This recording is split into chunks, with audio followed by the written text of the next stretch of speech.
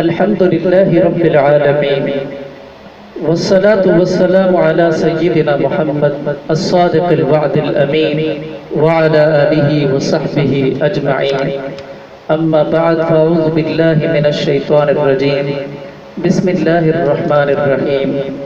تبارك الذي بيده الملك وهو على كل شيء قدير الذي خلق الموت والحياة ليبلوكم أيكم أحسن عملا وهو العزيز الغفور. صدق اللہ العظیم. تمام مرد و خواتین سے درخواست ہے کہ درود شریف پڑھ لیں. اللہم صلی علی محمد وعلی آل محمد کما صلیت علی ابراہیم وعلی آل ابراہیم انک حمید مجید. اللہم بارک علی محمد وعلی آل محمد کما بارکت علی ابراہیم وعلی آل ابراہیم انک حمید مجید. رب اشرح لی صدری ویسر لی امری واحلل عقدۃ من لسانی یفقهوا قولی. رب زدنی علما رب زدنی علما رب زدنی علما. اللہم انی اسألک علما نافعا وعملا متقبلا ورزقا طیبا. اللہ تعالیٰ کی توفیق سے، اسی کے احسان سے، اسی کے فضل سے آج ہم دوسرا پارہ اپنے عامہ پارے سے جو ہم نے ترجمہ تفسیر کا سلسلہ شروع کیا، آج ہم تبارک الذی 29واں پارہ شروع کر رہے ہیں. یہ محض اسی ذات کا کرم اور احسان ہے کہ اس نے ہمیں توفیق دی ہے، ورنہ ہم اپنے اعمال پر نگاہ ڈالتے ہیں تو یہ اتنا عظیم کام اور ہم کریں سمجھ نہیں آتی. یہ صرف اس کا احسان ہے اور اس کا کرم ہے کہ اس ذات نے ہمیں اپنے کلام کو پڑھنے کی اور باہمی ایک سلسلہ چلانے کی اللہ نے توفیق دی ہے. اور اللہ سے دعا کرتے ہیں کہ اللہ تعالیٰ کہیں ہمارے گناہوں کی نحوست سے ہم سے یہ قرآن کا عظیم کام چھین نہ لے، بلکہ ہم سب کی موت تک اللہ ہمیں قرآن کریم کے سلسلے سے جوڑے رکھے. تو سورۃ الملک سے 29ویں پارے میں اور آخری جتنے بھی یعنی صورتیں بچی ہوئی ہیں، یہ تقریباً زیادہ تر صورتیں مکی، اور ان تمام صورتوں کا جو مرکزی موضوع ہے وہ ہے اسلام کے بنیادی عقائد، توحید، رسالت اور آخرت کا اثبات. جنت اور دوزخ کے حالات ہیں، اور اسلام کی تبلیغ کے لیے حضور نبی کریم صلی اللہ علیہ وسلم کو ہدایات دی گئی ہیں اور تسلی دی گئی ہے. تو اگر یہ صورتیں ہم نے سمجھ لیں تو ہمارا عقیدہ جس وقت مضبوط ہوگا، ہمارا اللہ پر ایمان جس وقت مضبوط ہوگا، اللہ کا تعارف جس وقت ہو جائے گا، اللہ کے رسول صلی اللہ علیہ وسلم کا تعارف جب ہو جائے گا، اس کے بعد اللہ کے احکامات پر عمل کرنا مشکل نہیں ہوگا. اللہ تعالی ہم سب کو عمل کرنے کی توفیق عطا فرمائے. سورۃ ملک میں یہ مکی سورت ہے اور اس میں 30 آیتیں ہیں، 2 رکوع ہیں. آج کے پہلے درس میں جو پہلا رکوع ہے آیت نمبر 1 سے آیت نمبر 14 تک، اس میں جو اہم بات ہے وہ سب سے اہم بات جو ہے وہ زندگی اور موت ہے. اور پھر زندگی اور موت کو اللہ رب العزت نے سمجھانے کے لیے آگے کئی دلیلوں کے ساتھ ہمیں غور و فکر کی دعوت دی ہے. تو اس کو جب ہم پڑھیں گے تو ہمیں سمجھ میں آئے گی کہ اللہ رب العزت نے یہ موت اور زندگی کو کیوں پیدا کیا. جس طریقے سے ہم ایک مستقل مخلوق ہے اللہ کی، اسی طریقے سے یہ زندگی بھی ایک مستقل مخلوق ہے اور یہ موت بھی ایک مستقل مخلوق ہے. اس کو بھی اللہ تعالیٰ نے تخلیق فرمایا ہے. تو اس کے بارے میں اللہ رب العزت جو ارشاد فرماتے ہیں اس کو دیکھیں. ہم پڑھتے ہیں سورۃ ملک سے، اور سورۃ ملک کے بارے میں اس کی فضیلت بھی ہمارے ذہنوں میں ہونی چاہیے، کیونکہ یہ بہت ہی عظیم سورت ہے جس کے بارے میں ایک حدیث میں اس کے لیے الفاظ آئے ہیں واقعہ اور منجیہ. واقعہ کے معنی ہے بچانے والی، اور منجیہ کے معنی ہے نجات دینے والی. حدیث میں ہے کہ رسول اللہ صلی اللہ علیہ وسلم نے فرمایا ہے یہ المانع المنجیہ تنجیہ من عذاب القبر، یعنی یہ سورت عذاب قبر کو روکنے والی، عذاب سے نجات دینے والی، یہ اپنے پڑھنے والے کو عذاب قبر سے بچا لے گی. اور حضرت ابن عباس رضی اللہ تعالیٰ عنہ سے روایت ہے کہ رسول اللہ صلی اللہ علیہ وسلم نے فرمایا ہے کہ میرا دل چاہتا ہے کہ سورۃ ملک ہر مومن کے دل میں ہو، اور حضرت ابو ہریرہ رضی اللہ تعالیٰ عنہ سے روایت ہے کہ رسول اللہ صلی اللہ علیہ وسلم نے فرمایا کہ کتاب اللہ میں ایک ایسی سورت ہے جس کی آیتیں تو صرف 30 ہیں، قیامت کے روز یہ ایک شخص کی سفارش کرے گی یہاں تک کہ اس کو جہنم سے نکال کر جنت میں داخل کر دے گی، اور وہ سورت تبارک الذی ہے۔ اللہ تعالی ہمیں اس سورت سے ایک خاص لگاؤ رکھنے کی توفیق عطا فرمائے، اور اس سورت کو صحیح معنی میں سمجھنے اور اس پر عمل کرنے کی توفیق عطا فرمائے۔ ساتھ میں ضمن ایک بات کر دوں، میرا دل یہ چاہتا ہے کہ ہم اس سورت کو اس طرح پڑھیں کہ ہم سب اس کے تلفظ کو اور اس کے پڑھنے کو بھی صحیح کرنے کی کوشش کریں۔ اگر اس میں میری کسی طرح کی ہیلپ کی ضرورت ہے تو میں حاضر ہوں، تاکہ یہ ہماری صورت بالکل ٹھیک ہو جائے، پڑھنا بھی ٹھیک ہو جائے اور اس کو سمجھیں بھی صحیح اور ڈیلی اس کا معمول بھی بنائے۔ دیکھیں سورت کو ہم پڑھتے ہیں۔ بسم اللہ الرحمن الرحیم، تبارک الذی بیدہ الملک وہو علی کل شیء قدیر۔ تبارک الذی، بڑی شان ہے اس ذات کی، بیدہ الملک، جس کے ہاتھ میں ساری بادشاہی ہے، وَهُوَ عَلَى كُلِّ شَيْءٍ قَدِيرٌ، اور وہ ہر چیز پر پوری طرح قادر ہے۔ الَّذِي خَلَقَ الْمَوْتَ وَالْحَيَاةَ لِيَبْلُوَكُمْ، جس نے موت اور زندگی اس لیے پیدا کی، لِيَبْلُوَكُمْ، تاکہ وہ تمہیں آزمائے، أَيُّكُمْ أَحْسَنُ عَمَلًا، کہ تم میں سے کون عمل میں زیادہ بہتر ہے۔ اچھا عمل میں موت کو اتنا بڑا دخل ہے کہ جب انسان کو موت کی فکر آتی ہے کہ یہ دنیا فانی ہے، اور جب اس کا قیامت کا عقیدہ ہوتا ہے، اور پھر جب اس کو یہ ذہن میں ہوتا ہے کہ اس نے مرنے کے بعد اپنی پوری زندگی کا حساب دینا ہے، تو یہ ایک ایسا عقیدہ ہے جس نے اس کی زندگی کو مجبور کر دیتا ہے کہ وہ اچھے اعمال کرے، کسی کے ساتھ زیادتی نہ کرے، کسی کے ساتھ ظلم نہ کرے، کہیں اس کا اس کو جواب نہ دینا پڑ جائے۔ تو یہ بہت بڑا کنسیپٹ ہے، اگر یہ سمجھ میں آ گیا ہماری زندگی سیدھی ہو جاتی ہے۔ تبارک الذی بیدہ الملک، بڑی شان ہے اس ذات کی جس کے ہاتھ میں ساری بادشاہی ہے، وَهُوَ عَلَى كُلِّ شَيْءٍ قَدِيرٌ، اور وہ ہر چیز پر پوری طرح قادر ہے۔ الَّذِي خَلَقَ الْمَوْتَ وَالْحَيَاةَ، جس نے موت اور زندگی اس لیے پیدا کی، کیوں؟ لِيَبْلُوَكُمْ، تاکہ وہ تمہیں آزمائے، أَيُّكُمْ أَحْسَنُ عَمَلًا، کہ تم میں سے کون عمل میں زیادہ بہتر ہے۔ وَهُوَ الْعَزِيزُ الْغَفُورُ، وہی ہے جو مکمل اقتدار کا مالک اور بخشنے والا ہے۔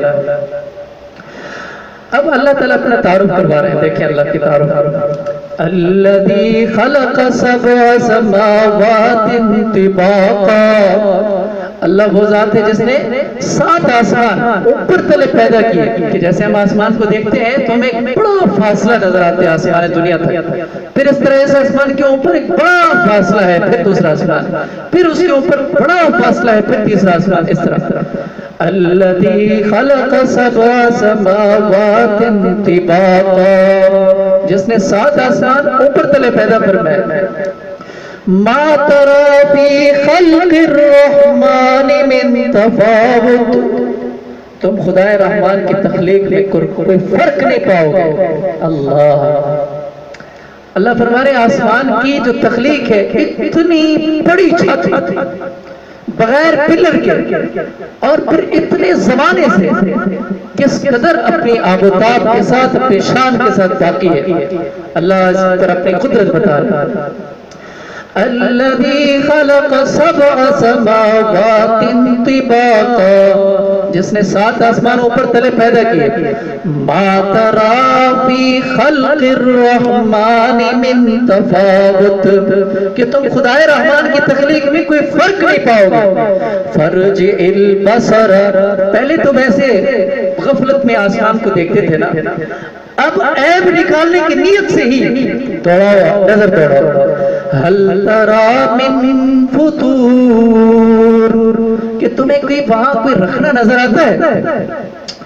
اچھا ایک دفعہ دیکھا شاید کوئی نہ پتہ چلا ثم ارجع البصر کرتین، پھر بار بار نظر دوڑاؤ، ینقلب الیک البصر خاسئا، آپ کی نظر تھک ہار کر تمہارے پاس واپس لوٹے گی کس حالت میں؟ وَهُوَ حَسِيرٌ، کہ وہ نامراد ہوگی، یعنی اس کی کوئی عیب نہیں نظر آئے گا وہاں پر۔ اللہ اکبر۔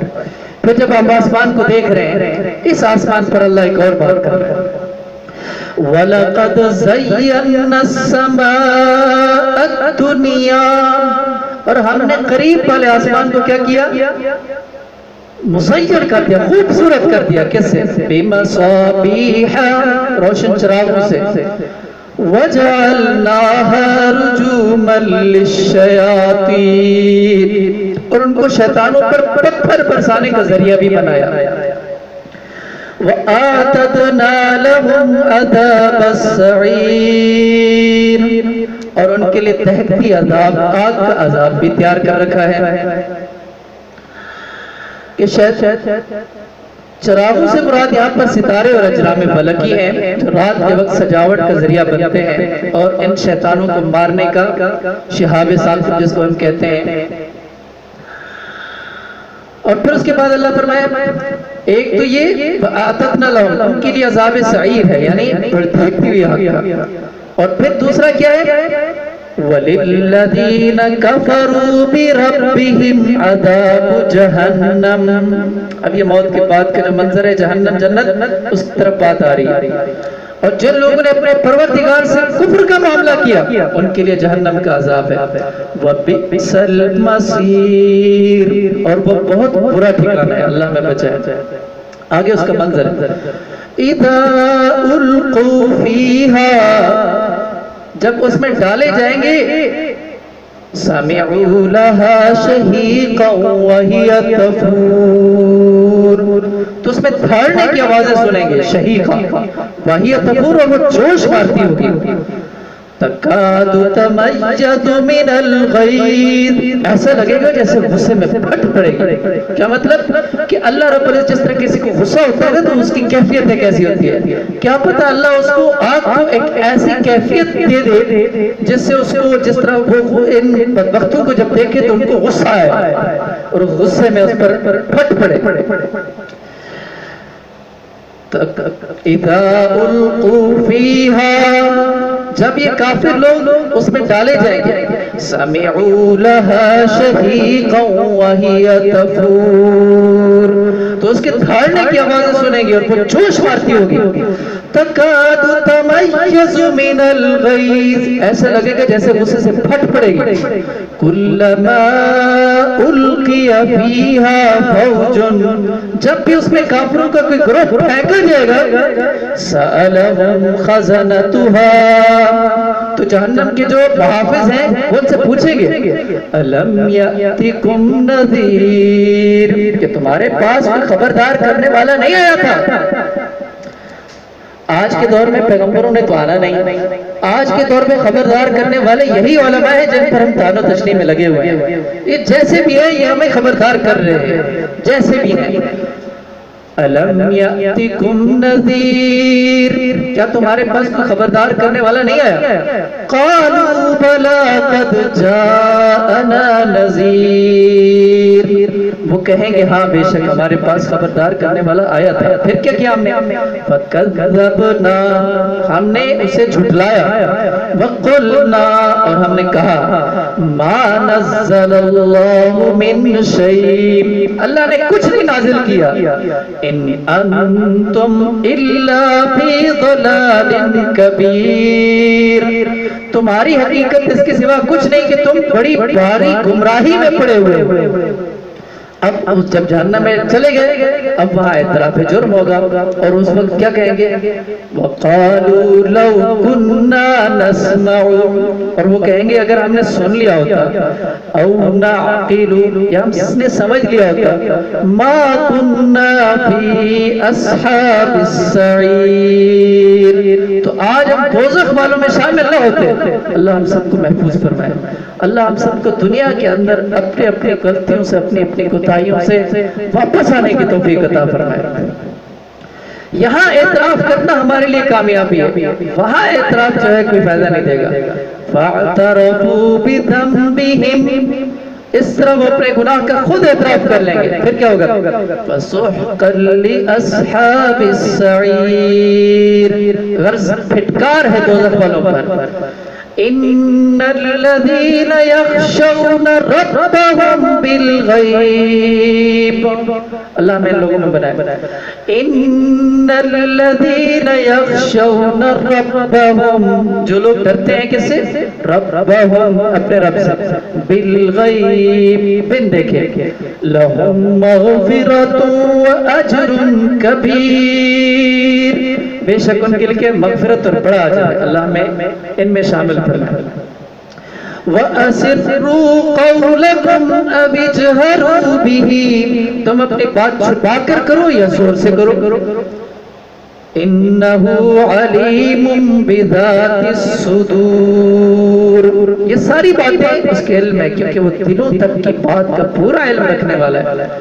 أَلَا يَعْلَمُ مَنْ خَلَقَ، بھلا جس نے پیدا کیا وہ نہیں جانے گا؟ وَهُوَ اللَّطِيفُ الْخَبِيرُ، جبکہ وہ بہت باریک بین مکمل طور پر باخبر ہے۔ اللہ تعالی ہم سب کو جو کچھ سنا ہے، جو کچھ پڑھا ہے، اس پر عمل کرنے کی توفیق عطا فرمائے۔